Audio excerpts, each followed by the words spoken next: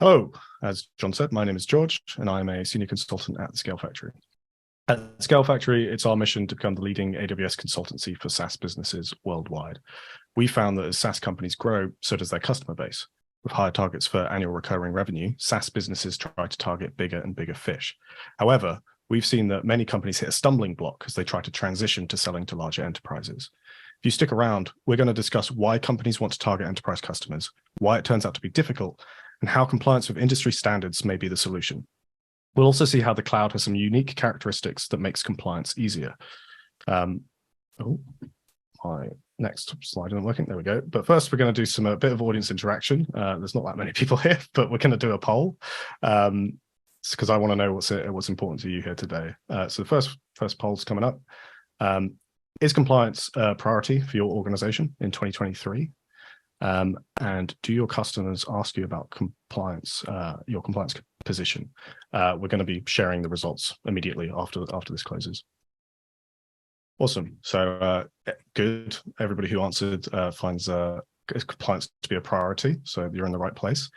And we've got 1 out of 2 people saying that customers are asking about it. So that's good to see. All right, let's move on. All right, so let's start with the basics. Why do we want to sell to larger enterprises in the first place? I'm sure most of you already have a very good idea of why you want to sell to enterprise customers, but I want to highlight that many of the reasons we want to sell to these bigger customers are the same reasons that make selling to them hard. Let's talk about the most obvious reason first. Enterprises are big, and with that scale comes the opportunity for larger deals. If you're using a usage-based pricing model, larger organizations are generally going to have larger utilization. On the flip side, if you're using a seats-based pricing scheme, then would you rather sell to the company with 20 employees or the one with 1,000? At the end of the day, enterprises have a larger appetite for your product and are willing to spend more money to get it. Enterprises are so big that they may represent a cluster of potential sales. With multiple teams or business units which may benefit from your product, there may be the opportunity to land and expand by getting your foot in with one team and then leveraging that into further, easier sales to others. Once you've nabbed the enterprise buyer, you'll also find them to be better customers who will stick around longer. One of the reasons for this is that they have a tried and tested business model and are less likely to go out of business. 20% of new businesses fail in their first year, rising to 60% failing in the first 5 years. We can see that reflected in research done by Redpoint, which shows that annual customer churn for enterprise buyers is just 6 to 10%, compared to 31 to 58% for less established small and mid-sized businesses. But there's another factor to that lower churn rate. Enterprises are slow. There are many, many more moving parts in a larger business, so when they make a decision, it tends to have a lot more inertia. This is often the byproduct of their larger size, where decisions need to be made with buy-in from many disparate stakeholders, which will then get compounded on by the sunk cost of making that decision. This kind of vendor lock-in is a double-edged sword. Although this can be seen as a boon when we've already bagged an enterprise customer, as it reduces churn, it also feeds into why selling to enterprises is hard, because many of the reasons we want to sell to larger companies are what makes it difficult to actually make the sale. So let's put ourselves in the size 14 shoes of a large enterprise that needs to buy some new software. There are many competing interests we must worry about. Up front, we have regulatory compliance. Are we legally allowed to use this software in all of the countries we operate in? Then does it meet all of our security standards, both set internally or audited externally? Does the software do what the requesting team needs it to do? Does the software do what functionally similar teams need it to do? Does it integrate well with the dozen other SaaS products we are already paying for? Unlike smaller businesses, all of those questions that we just heard are not coming from a single decision maker. Instead, stakeholders for buying new software are spread throughout different teams and departments that need to coordinate to make that go or no-go decision. Many larger enterprises, therefore, set up procurement teams whose job it is to evaluate and approve software purchases. But even with a dedicated team, they still need to actually gather the data to answer those questions. Take a moment to think about how you might tackle that problem. And shortly, we'll see how some businesses try to streamline this process. But first, let's break down how this affects us when we're trying to make that sale. Procurement teams are often comprised of representatives with different areas of expertise: finance, legal, compliance, etc.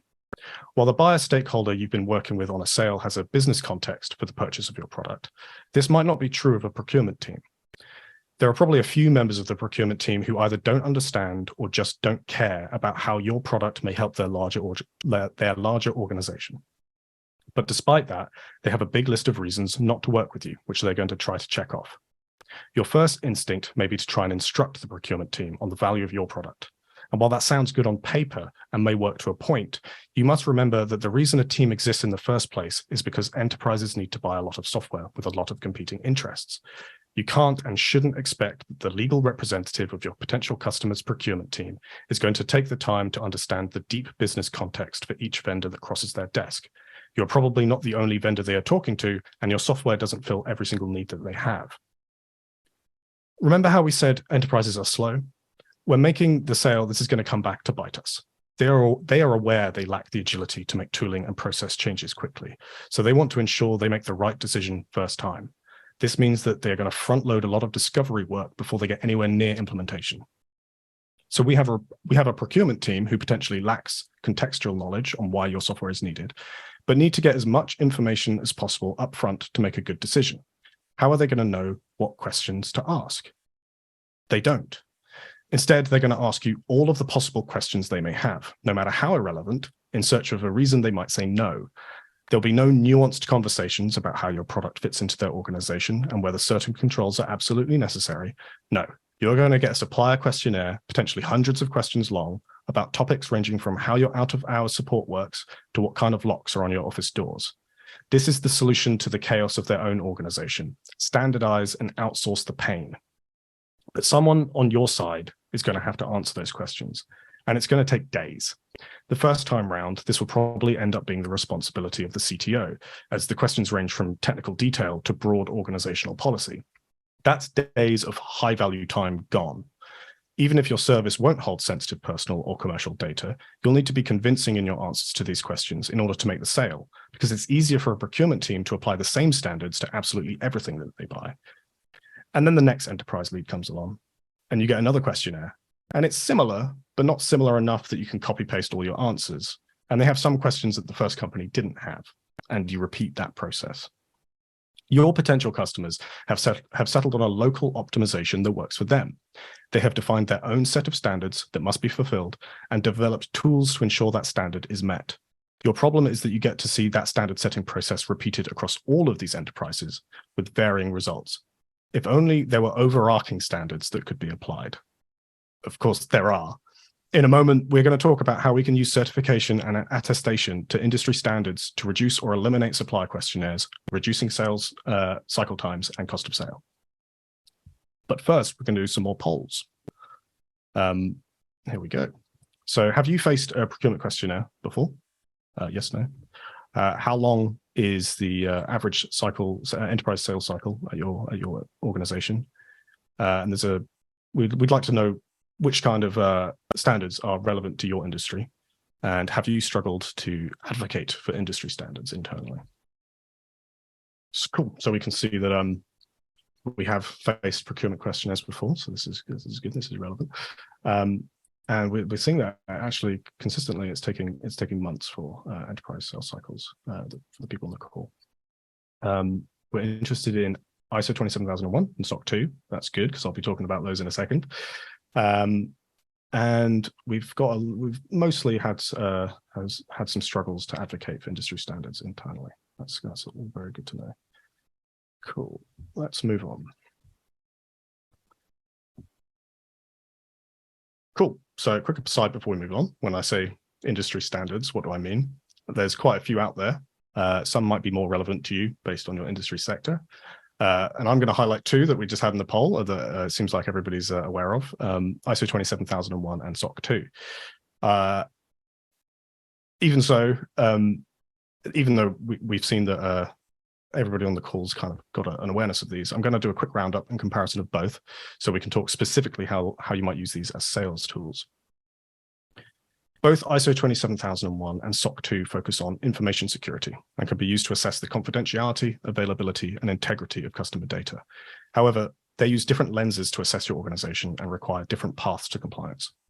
ISO 27001 is a standard in the truest sense. Defined by the International Organization for Standardization, it lays out the requirements for an information security management system that can be trusted to store and process sensitive data of all kinds.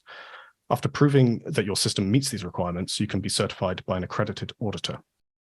SOC 2, on the other hand, is a standard for producing audit reports. SOC stands for System and Organization Controls, of which there are three varieties. SOC 2 is the one that applies to service organizations. It is defined by the American Institute of Certified Public Accountants and assesses organizations on 5 trust service criteria, only one of which is mandatory, so you can choose your own scoping to a degree. The report comes in 2 forms. A Type 1 report on whether an organization's controls support their own objectives for information security, and Type 2 assesses the actual implementation of those controls over a period of time, usually 6 months. SOC 2 attestations are not certifications, and there is no hard pass or fail. Both standards will cover much of the same ground. After certifying with ISO 27001, it will be significantly easier to produce a good SOC 2 report and vice versa.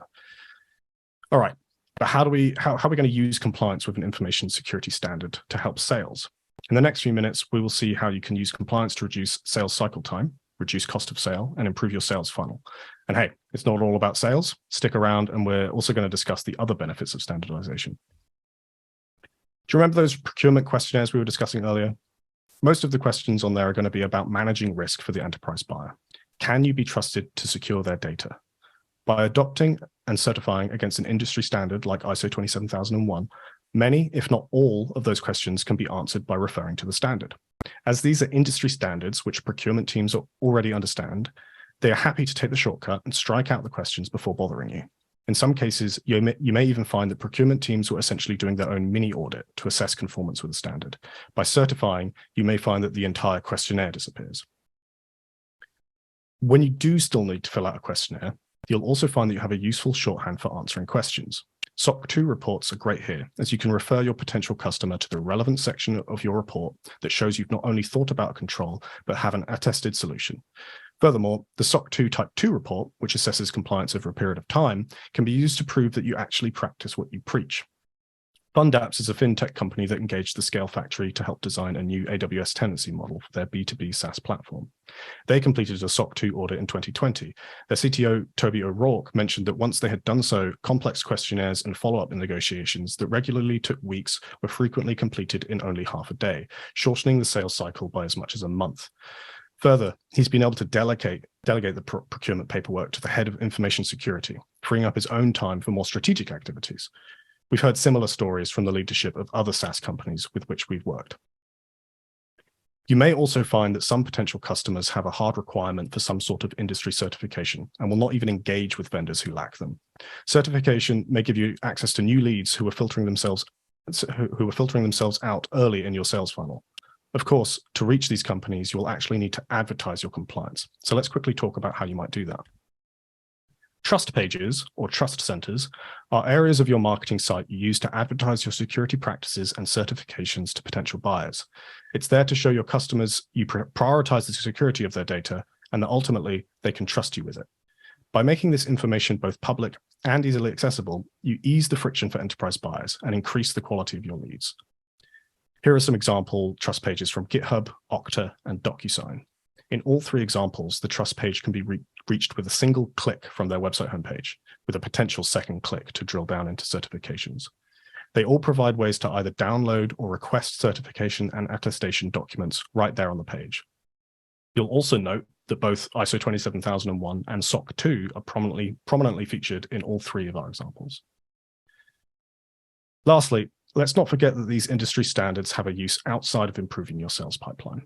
Standards are standards for a reason. They encapsulate practices that, as an industry, we've generally agreed are good and effective. By going through the certification process, you will likely unearth issues you may not have realized you have and wouldn't have noticed until it's too late. It's also a good excuse to pay down tech debt you knowingly accrued in your earlier growth stages. By adopting a standard, you also adopt a common language that can be used within your organization, adding clarity of purpose to improvements which may cross team or department boundaries. All right, so we've talked about how you want to sell to enterprise and why compliance with industry standards will help.